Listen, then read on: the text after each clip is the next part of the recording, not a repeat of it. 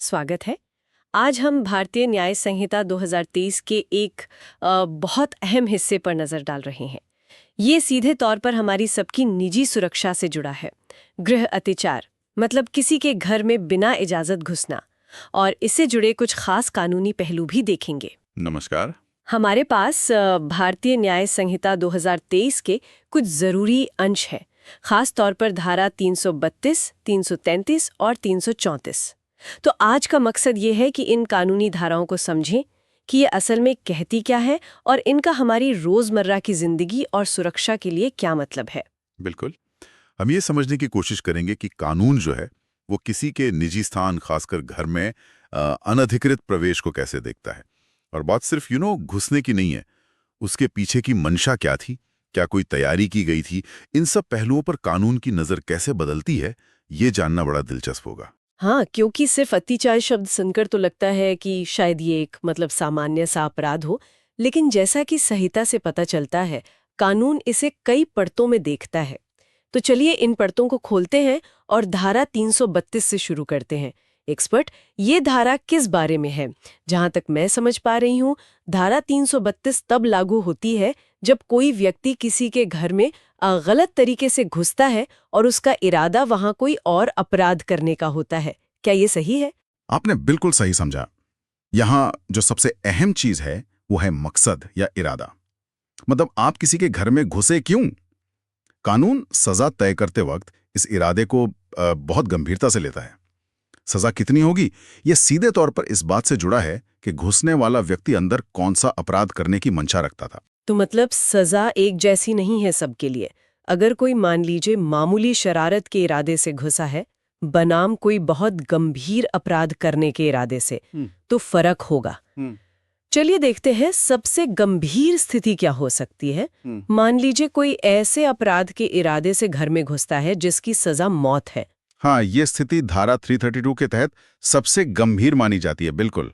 अगर गृह अतिचार का मकसद ऐसा अपराध करना है जिसके लिए मृत्युदंड का प्रावधान है, तो सिर्फ घर में बिना इजाजत घुसने के लिए ही व्यक्ति को आजीवन कारावास या 10 साल तक का कठोर कारावास हो सकता है। कठोर कारावास? हाँ, कठोर कारावास का मतलब है कि सजा के दौरान कैदी को शारीरिक मेहनत भी करनी पड़ती है।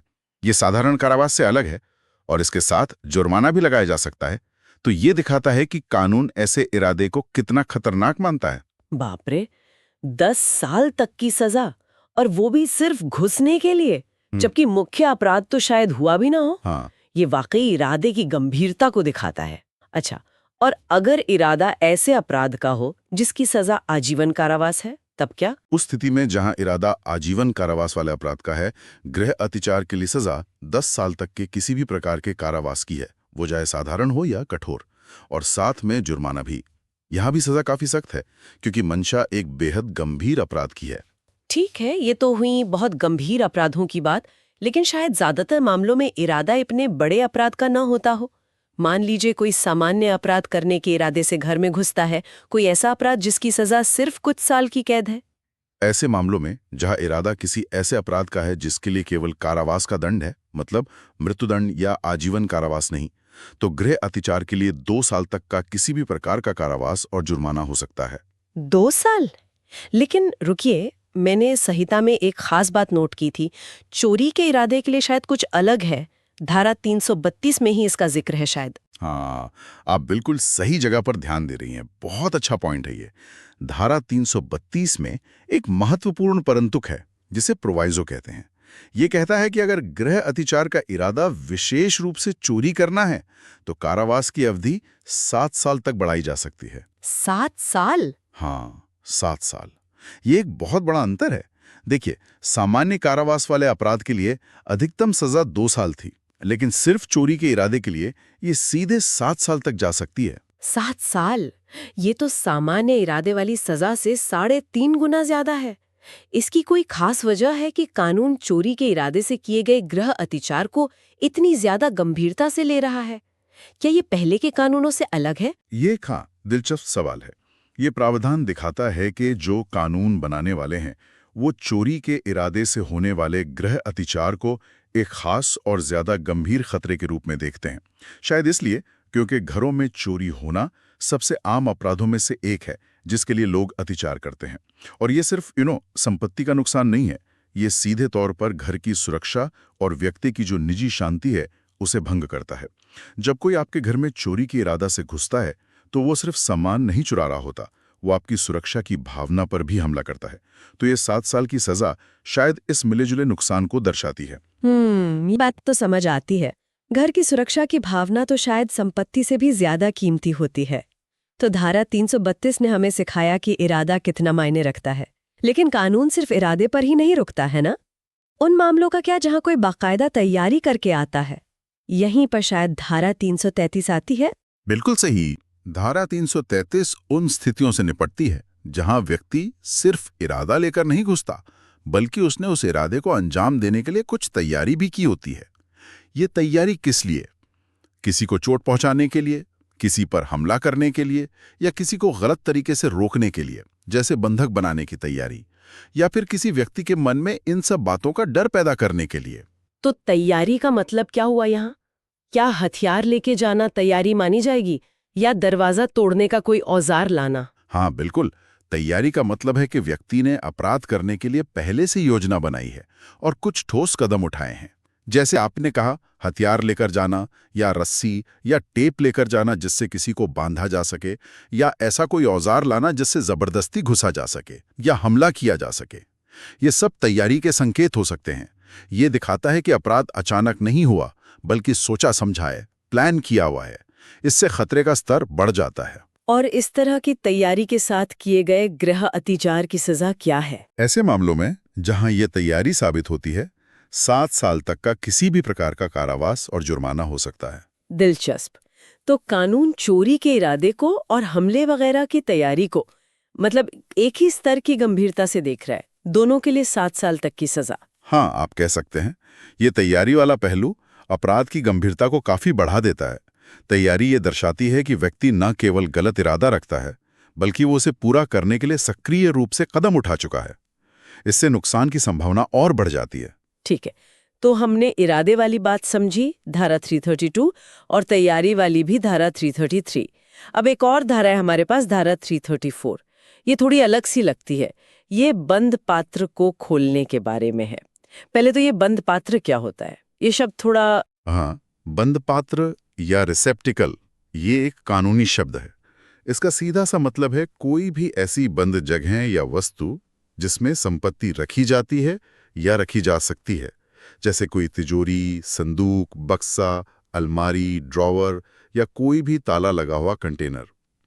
धारा 334 ऐसे बंद पात्रों को गलत तरीके से खोलने या तोड़ने से संबंधित है। और जहां तक मैं देख रही हूं, इसमें भी 2 अलग-अलग स्थितियां हैं।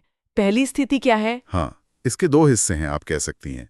पहला हिस्सा तब लागू होता है जब कोई व्यक्ति बेईमानी से यानी डिसऑनेस्टली या शरारत करने के इरादे से यानी with intent to commit mischief ऐसे किसी बंद पात्र को तोड़ता है या खोलता है जिसमें संपत्ति है, या उसे ऐसा लगता है कि उसमें संपत्ति है। यहाँ महत्वपूर्ण शब्द हैं बेईमानी और शरारत। बेईमानी का मतलब है कुछ गलत तरीके से हासिल करने का इरादा, जैसे चोरी, और शरारत का मतलब है नुकसान पहुंचाने या संपत्ति को नष्ट करने का इरादा। तो अगर कोई अपनी ही चाबी भूल जाए और अपना ही बक्सा तोड़े, तब तो ये धारा लागू नहीं होगी? इरादा गलत होना जरूरी है? बिल्कुल, इरादा सबसे जरूरी है, या तो बेईमानी का या शरारत का। और इस पहली स्थिति में जब कोई बाहरी व्यक्ति गलत इरादे से ऐसा करता है, सजा क्या है? इस स्थिति में यानी पहले हिस्से के तहत 2 साल तक का किसी भी प्रकार का कारावास या जुर्माना या दोनों हो सकते हैं। ठीक है, 2 साल। अब आते हैं इसके दूसरे हिस्से पर। इसमें क्या खास बात है? ये ज्यादा गंभीर क्यों लग रहा है? हाँ, दूसरा हिस्सा उन स्थितियों के लिए है जहां मामला थोड़ा अलग और, सही कहा आपने, ज्यादा गंभीर है। ये तब लागू होता है जब वह बंद पात्र किसी व्यक्ति को सौंपा गया हो। मतलब वो पात्र या उसकी सामग्री उस व्यक्ति की देखरेख, कस्टडी या भरोसे में हो।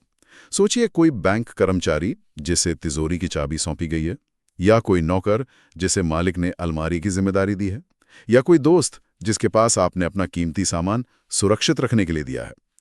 अगर ऐसा व्यक्ति जिसे भरोसा करके वो पात्र सौंपा गया है बिना अधिकार के बेईमानी से या शरारत के इरादे से उसे खोलता है, तो ये दूसरा हिस्सा लागू होता है। ओहो, तो यहाँ भरोसे का उल्लंघन मतलब ब्रीच ऑफ ट्रस्ट वाली बात आ जाती है। जिस पे भरोसा किया उसी ने धोखा दिया। हाँ, बिल्कुल। और कानून भरोसे के इस उल्लंघन को बहुत गंभीरता से लेता है। हमारा समाज काफी हद तक आपसी भरोसे पर ही चलता है, और जब इस भरोसे को तोड़ा जाता है, खासकर संपत्ति के मामले में, तो कानून सख्त हो जाता है। इसीलिए इस दूसरी स्थिति में सजा ज्यादा है। कितनी ज्यादा है सजा? दूसरे हिस्से के तहत जहां भरोसे का उल्लंघन शामिल है, 3 साल तक का किसी भी प्रकार का कारावास या जुर्माना या दोनों हो सकते हैं। 3 साल? हाँ, यानी भरोसे को तोड़ने की कीमत 1 साल अतिरिक्त कारावास हो सकती है, पहले वाले हिस्से की तुलना में। ये बहुत महत्वपूर्ण बात है। कानून सिर्फ कान को नहीं देख रहा, बल्कि उसके पीछे के संदर्भ को भी देख रहा है। क्या भरोसे का इस्तेमाल गलत तरीके से किया गया?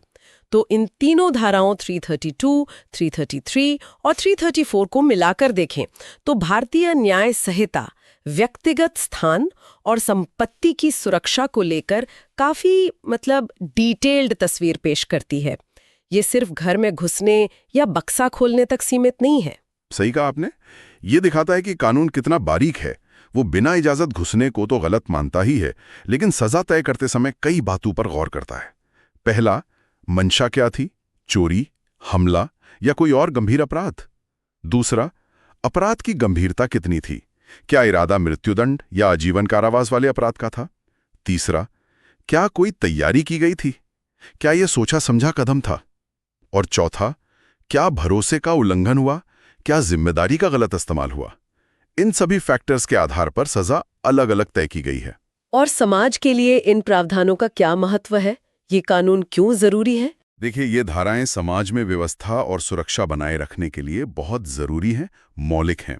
घर हर किसी के लिए एक निजी और सुरक्षित जगह मानी जाती है। उसमें बिना इजाजत घुसना ही अपने आप में गंभीर बात है। जब ये गलत इरादे, तैयारी या भरोसे के उल्लंघन के साथ होता है तो ये और भी खतरनाक हो जाता है। ये कानून लोगों को एक तरह का आश्वासन देते हैं कि उनके निजी स्थान, उनकी संपत्ति और उनके भरोसे की रक्षा के लिए एक कानूनी ढांचा मौजूद है। ये अपराधियों को एक साफ संदेश भी देते हैं कि ऐसे कामों के नतीजे गंभीर होंगे। संक्षेप में कहें तो ये कानून व्यक्तिगत स्वतंत्रता, संपत्ति के अधिकार और सामाजिक विश्वास को बनाए रखने में मदद करते हैं। तो ये थी भारतीय न्याय संहिता 2023 की धारा 332, 333 और 334 पर हमारी आज की काफी विस्तृत बातचीत। हमने देखा कि कैसे कानून घर और संपत्ति से जुड़े अपराधों को इरादे, तैयारी और भरोसे के नजरिए से देखता है। हाँ, और ये हमें याद दिलाता है कि कानून सिर्फ नियमों का एक सेट नहीं है, बल्कि ये समाज के मूल्यों जैसे सुरक्षा, निजी स्थान का सम्मान और आपसी विश्वास को बनाए रखने का एक प्रयास भी है। बिल्कुल।